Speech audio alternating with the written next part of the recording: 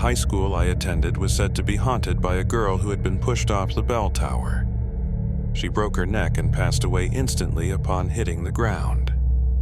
Before it was turned into a modern-day high school, I believe it was an all-girls boarding school. Strangely enough, I cannot find much information on the building, which would place this unfortunate event around that time. There were a few small stories circulating about the school being haunted. However, they could have just been rumors, completely made up. But I had an experience of my own that made me believe them to be true. I'll start with one of the stories I heard from others. Either a teacher or a student, I forget which, needed a guide dog or a therapy dog, which they would bring into the school. However, the dog would refuse to go anywhere near the stairwell leading to the bell tower. It would whine, try to back up, and wouldn't go toward the bottom end of the second-floor ICT corridor, where the doors lead out to the stairwell. It's also where I had my own experience. I'd also like to add that there is no longer a bell in the bell tower. It wasn't there when I first started at the school, and it still isn't there to this day. I believe it was removed, and the door leading up to it was sealed shut. Even if we ascended the stairs, we wouldn't be able to get much further than that final flight. Now, onto my own experience. It was lunchtime, and I had taken a shortcut through the math corridors, turning right onto the second-floor ICT corridor toward the door that leads to the stairwell. One set of stairs led down to a small foyer and the canteen on the right, while the other set led up toward the sealed-off bell tower. As I was walking along the ICT corridor, I realized that it was eerily quiet. No one was around, not a single teacher or student. It was so silent that my ears rang.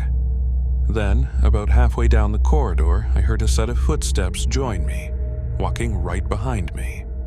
I assumed it was another student and didn't bother turning around. I just wanted to get to lunch. When I reached the doors, large, heavy wooden doors that don't stay open on their own, I pushed one open, not bothering to latch it onto the heavy-duty magnet that holds them open until a button is pressed to release them. The number of times I got smacked in the face by those doors is astounding. I figured the person behind me would just catch it as I let go and walk through to head down to the canteen as well. As I started descending the stairs, I suddenly stopped mid-step. Something felt off. I realized that I hadn't heard the door slam shut like it usually did, and the footsteps behind me had stopped at the door. I waited, expecting someone to pass me on the stairs, but nobody did. Slowly, I turned around and the door I had walked through was standing open on its own, without being latched onto the magnet. It was ajar just enough for me to see down the corridor, but not far enough to have caught onto the magnet and stayed open. And the student I was certain had been walking behind me, nowhere to be seen. Their footsteps hadn't even been that far away. I could have sworn up and down that someone was right behind me. Before I could even gasp, the door began to close. Slowly, as if someone had been holding it open and then gently shut it to avoid making a noise. I couldn't get out of there fast enough. I turned and ran down the rest of the steps. After that, I never took that shortcut alone again. If no one was with me, I always took the long way around. What was even creepier was the feeling that someone had been watching me the entire time, watching the whole event unfold. I was on FaceTime with my now former roommate once while we were all home for the holidays. They said they heard something weird in their attic and decided to investigate. Despite me, someone who has always lived in a haunted house, advising them not to. They did it anyway. Shortly after, they began texting me constantly, complaining about seeing and hearing things. I told them to tell it to go away. They didn't. Instead, they named the entity. 2 days later, we were back in our apartment. My partner, who lived with us, began complaining about hearing my voice or my roommate's voice while he showered. Eventually, I began hearing it too, but only my roommate's voice.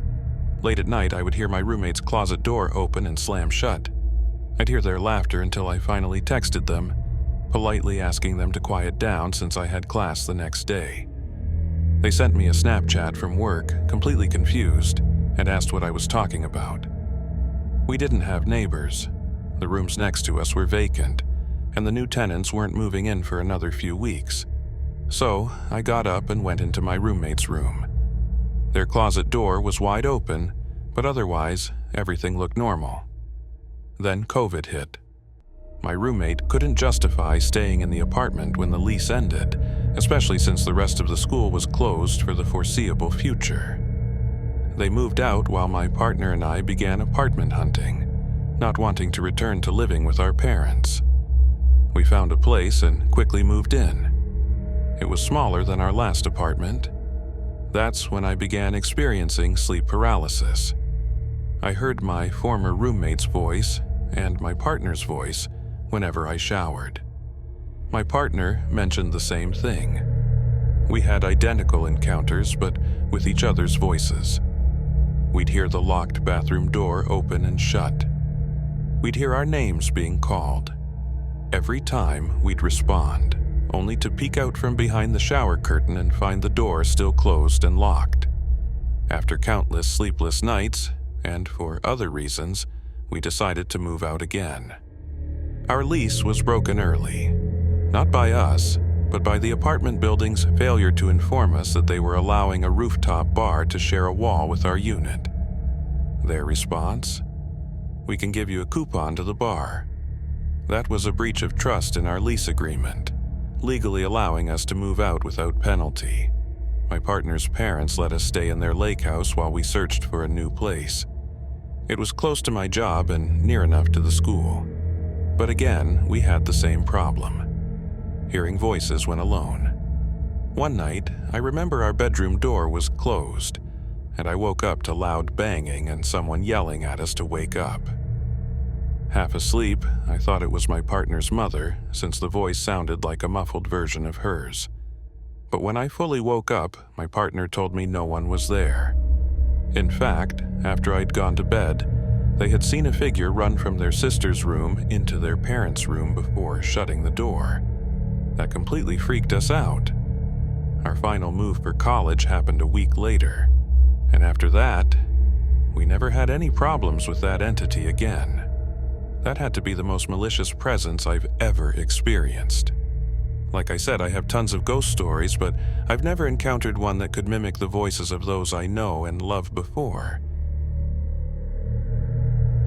So, girl A from my high school was dating a guy, B. They broke up, and B didn't take it well. B's father had a gun and had threatened to use it. B started making threats. Then, on a Friday afternoon, B was seen walking into the school. The school was aware of B and called for a lockdown 45 minutes before the final bell. I found all of this out after the fact.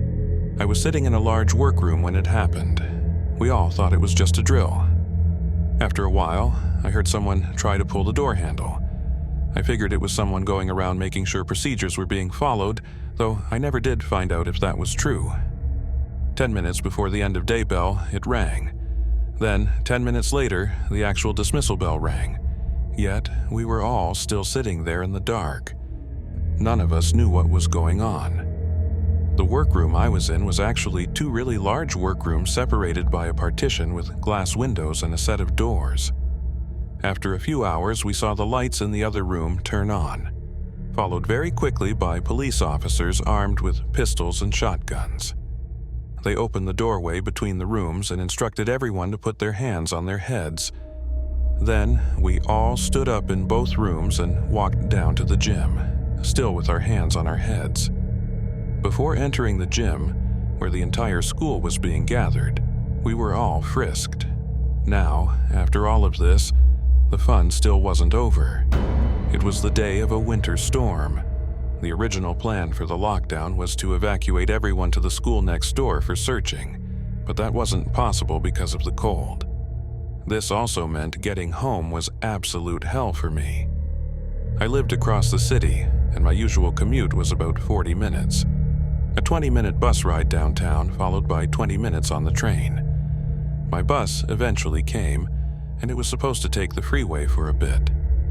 The driver saw the stopped traffic and said, "Nope." He started taking back roads to get downtown, picking people up at bus stops without letting them pay and asking where they were headed. If their destination was along the way, he picked them up. After about 40 minutes of this detour, we finally made it downtown, where I was able to get on the train.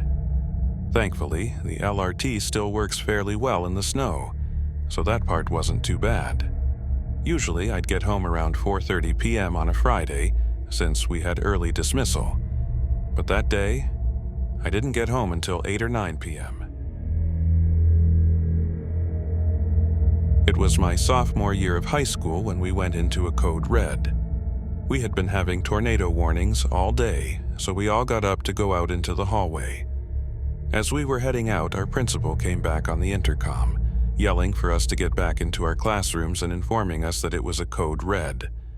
That immediately terrified me, and I'm assuming others as well. Some girls in my class started crying, and we just sat there.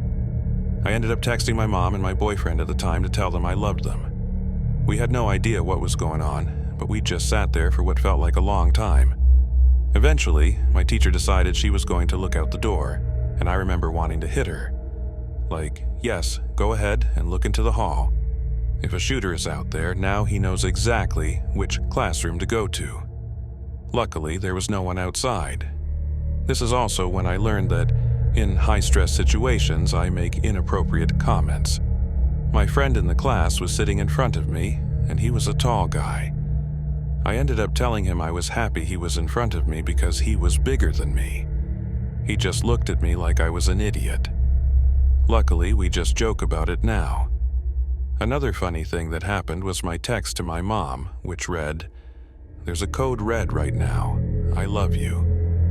Her response, "If you make it home, put your car in the garage." She had assumed that a code red meant more tornado warnings and just wanted my car to be okay. This is something she will never live down. In the end, nothing serious happened. It turned out that a man who had robbed a nearby gas station had come to hide in our parking lot.